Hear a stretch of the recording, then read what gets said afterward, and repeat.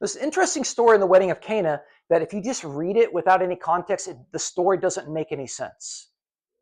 Read the story. Okay, so on the third day, there was a wedding in Cana of Galilee.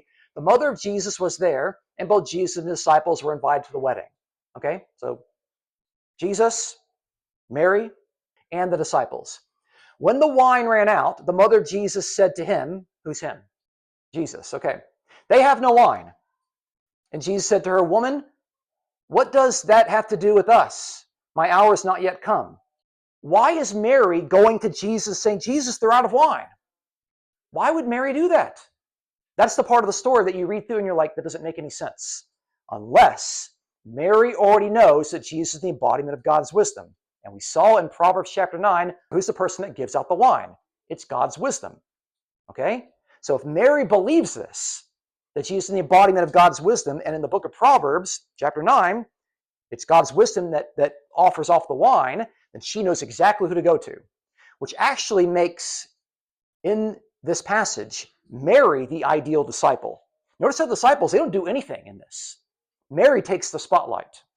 Mary believed in Jesus, in who he was, as the embodiment of God's wisdom before the signs actually happened. At the end of the Gospel of John, Jesus says, blessed are those who believe who don't see the signs. Earlier in the Gospel of John, Mary functions as an ideal disciple. She gets overlooked because we kind of think of the disciples as just like these 12 men, okay? But the Gospel of John actually has positive things to say about women disciples, okay? You got Mary, you've got, who's in chapter 4? The Samaritan woman who by herself converts an entire city while the disciples are going off getting food, okay? You've got Martha, you've got the other Mary, you've got Mary Magdalene, and you've got, again, Mary the mother. There's like 6 different episodes involving women faith. Am I just sitting there saying that nicely because I'm a man? I'm just going to say something nice. Like there's a reason for it.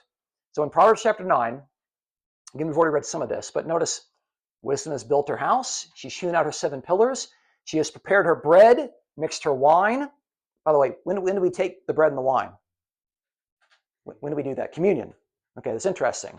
The communion of Jesus seeing his own body as bread and wine is drawing on a wisdom passage. And we don't think about wisdom at all in communion, but we should.